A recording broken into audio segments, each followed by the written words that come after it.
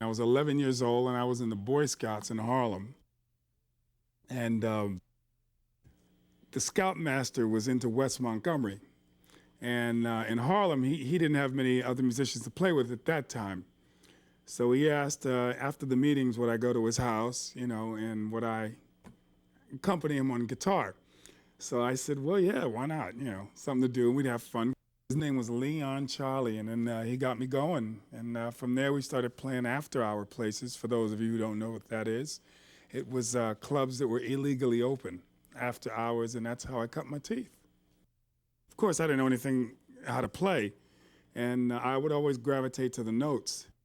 So post that experience and being in the Harlem area, I would go down to Small's Paradise, and Club Barons at the time was where Jimmy Smith was playing and all the players, and I was too young to get in, so I would sit on a milk crate outside the clubs and listen to them play. And when they took a break and came outside is when I picked their brain for what they were doing and what have you. So we didn't have videos back then. Our videos were go out there and have to, see what they're doing or listen to records and then try to figure out what it was. I was always listening to bass. Bass was all I wanted to play. Once I took on this instrument, the bass community at that time all got together. It was almost like being inducted in a fraternity. And they all came around and started helping, teaching. And I mean, I got so consumed by this instrument that it became an addiction to me. That's why I say I'm a bassaholic. I think it's one of the last instruments to really be developing and bringing into the forefront.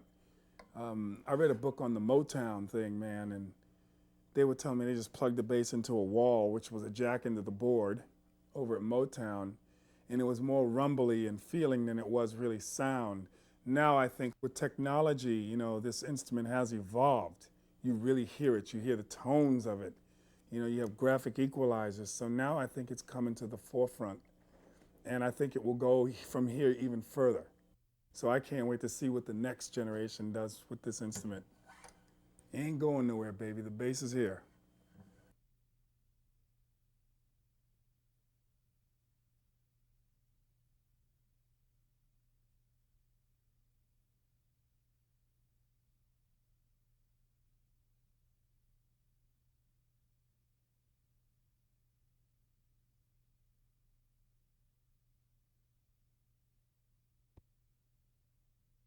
As a kid, I was a violinist because I had an ability in music that was natural. So I was a serious violin student for something like 10 years. Um, and then wanted to quit it because it didn't satisfy me anymore. In fact, I didn't want to play anything anymore. But I found that that was like an impossibility. I decided instead of, let's say, going to a guitar, I'd rather play an instrument that had four strings since I come off of an instrument that had four strings. So I became a bass player and instantly started to play, let's say, fast or non-bass like lines because that was what my background was. The decision was the most profound and greatest decision I've ever made for myself because it's the singular, I guess, accomplishment that I've undertaken that I've still maintained as a daily focus, maybe for nearly 30 years, over 30 years. A lot of the things that I practiced were, again, not bass-oriented music. I would take a lot of the, classical music and try to play it on the instrument. The four string has a limit, and therefore, if this bass is limited, it's up to me to play it unlimited wise. It's up to me to be limitless in my approach on a limited instrument. It's up to me as a musician to find new ways to navigate in here.